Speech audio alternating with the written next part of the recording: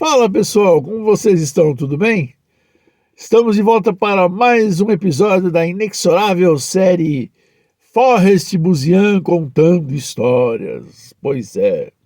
Bom, depois de um tempo de molho, estamos aqui dentro de um Ford Escort Guia 1993. Belíssimo carro. Esse aqui já é o final do século passado, né? Onde a tecnologia, os carros já vinham mais equipados, já vinham mais completos. Esse, por exemplo, tem ar-condicionado, direção hidráulica, sistema de som digital, enfim. Já era um carro mais apetecível, vamos dizer assim, né? Do que normalmente a gente encontrava antes. Mas não é sobre o Escort que eu vim aqui conversar com vocês, não. Hoje eu vou contar um pouquinho das nossas histórias com os agentes da lei. Pois é. Nós também tivemos algumas situações tanto quanto pitorescas na época, e nós viemos aqui contar para vocês algumas delas que passaram por nós na época da nossa loja, né? Na época de comercialização de carros ali. Então, uma das histórias que eu me lembro muito bem é o seguinte: nós vendemos um carro na feira do AMB e compramos outro, tá? Não me recordo bem qual era exatamente o modelo, mas como é que a gente procedia nessa época? Nessa época a gente fazia o seguinte: nessa época, quando a gente vendia um carro, pegava um cheque de sinal do comprador, batia-se um recibo, tinha um despachante lá mesmo na feira do automóvel que batia um recibo à máquina, nós assinávamos, uma via para um, outra via para o outro, e combinávamos de ir até o banco entregar o veículo lá no banco aonde o comprador fosse fazer o pagamento, né?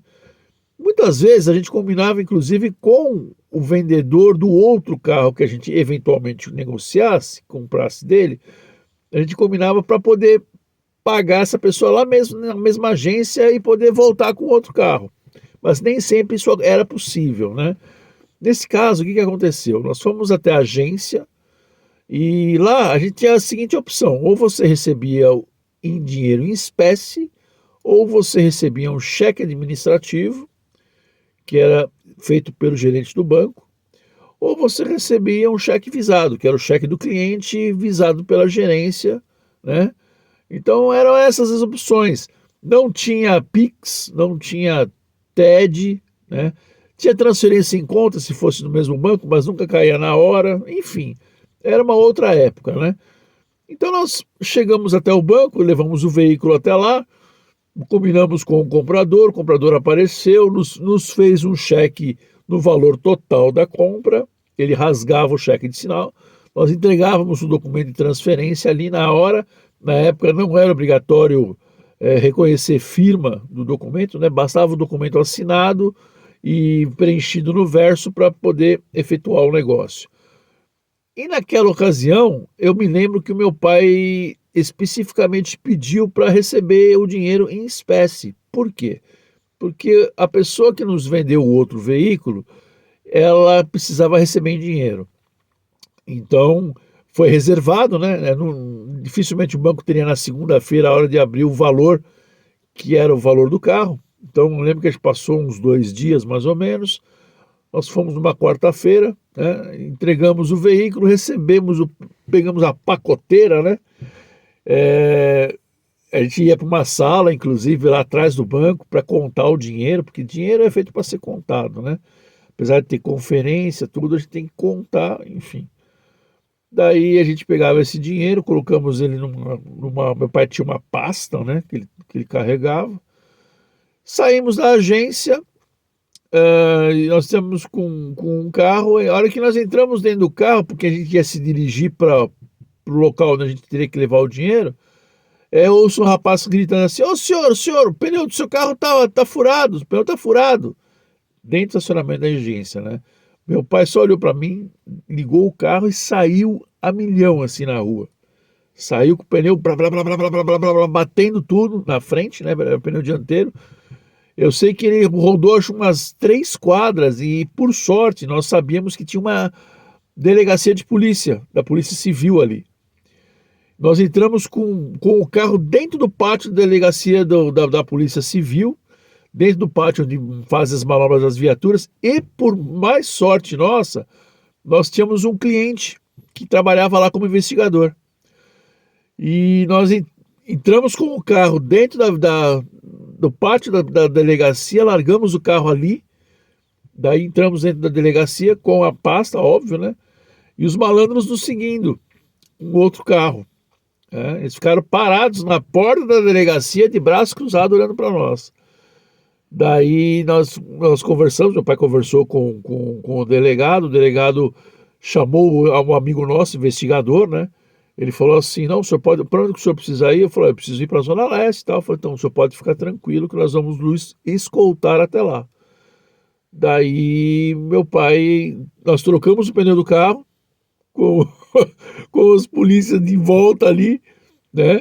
E os caras, os caras estavam de longe de olho, mas você não podia prender, porque, enfim, não tinha como dizer se realmente era pessoa ou não, né? Mas eu sei que nós conseguimos sair da delegacia e nós fomos diretamente para o local onde a gente tinha que buscar o carro, com uma viatura da polícia atrás, nos dando cobertura, né? Isso foi bem bacana. Uma curiosidade que aconteceu comigo, agora falando sobre a polícia rodoviária, né? Polícia rodoviária tem vários casos, eu viajei muito de carro e busquei vários carros também. Quando eu vinha de Maceió rumo a São Paulo, eu sempre viajei para Maceió de avião, sempre fui de avião, e sempre voltei rodando. Eu nunca voltei de Maceió, de Alagoas, por avião. Eu sempre voltei com um carro. A gente ou comprava um carro ou negociava algum carro e fazia uma revisão nele para deixar tudo certinho e vinha rodando. Na época dava 3.000 e poucos quilômetros de distância. E eu sempre vou me lembrar de um posto rodoviário na BR-116, na cidade de Além Paraíba, que é divisa de Rio, acho que Bahia com Minas, ou seria... Não, acho que era Minas com Rio de Janeiro. Nessa cidade tinha um posto rodoviário e não importava a hora que eu passasse lá, não importava. Podia passar de madrugada, podia passar na hora do almoço, podia passar logo cedo. Sempre ia ter algum policial que saía de dentro do posto, ia até o meio da pista e mandava eu encostar. Parecia que eles sabiam que eu estava estava transportando algum carro, vindo com algum carro, né? Era engraçado, todas as vezes que eu fui lá, 100% das vezes eles me pararam. Algumas vezes me pararam para ver questão de documentos, para saber se eu estava transportando alguma coisa, enfim. Mas era curioso que eles sempre me paravam ali, sempre. Já faz muito tempo que eu não vou mais, né, não percorro esse caminho, mas eu sempre me lembrava desse detalhe. Tanto que a gente, quando voltava, às vezes eu voltava com meu pai voltava com outro carro, às vezes eu voltava sozinho, né, ou até em comboio, eu já avisava o pessoal, ó, chegou em Além Paraíba, vamos me parar. O pessoal dava risada, não é capaz, imagina, não tem ninguém essa hora, não sei o quê. Pode esperar. E detalhe, passava-se os carros e eu já sabia que eles iam me parar. Eu já diminui a velocidade, era só olhar para a casinha, o guarda pegava e mandava encostar. Graças a Deus nunca tive nenhum problema, né? Era só fiscalização. Mas era coincidência, né? Muita coincidência. E é isso, né? A gente viajava. Uma vez o meu pai foi parado na Fernão Dias. Ele tinha um carro dele que era um carro de uso, era um Gol na época. E foi uma época que meu pai estava fazendo uma casa na divisa de São Paulo com Minas, na cidade de Extrema. Ele tava fazendo a casa do sítio. Então ele ia para lá, cada semana e meia, ele pegava a estrada para ir para lá. E ele sempre ia com esse Gol, que era um carro que ele tinha deixado para isso, para ele viajar, porque é um carro que ele confiava, era um carro que ele gostava de dirigir. E uma das vezes ele foi e esqueceu de levar o documento de licenciamento do carro. O carro estava licenciado, porém, acho que ficou o documento do ano na loja, né? A gente mandou licenciar no despachante na época e ficou na loja. Daí ele foi parado numa blitz na volta Ele estava na cidade de Atibaia, tem um posto rodoviário ali. Pararam ele entregou o documento que ele tinha na carteira, que era o documento vencido.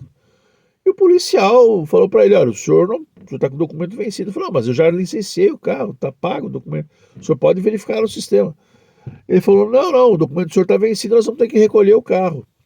E ele estava meio nervoso, estava querendo voltar para casa, e ele meio que destratou o policial, sabe? Eu não sei o que ele disse para o policial, mas ele ficou retido no posto policial com o carro lá e me ligou de lá pedindo para que eu trouxesse o documento, né? Então, até eu sair da loja e ir até o local onde ele estava, ele deve ter levado 1h30, mais ou menos, quase 2 horas para chegar, né? Não era perto. E ele estava muito nervoso, e aí eu tive que conversar com os policiais, e eu expliquei para eles: olha, está aqui o documento, está tudo certo. Ele falou: não, nós vamos liberar, mas por sua causa, que você é uma pessoa educada, o seu pai é uma pessoa muito rude, muito bruta e tal.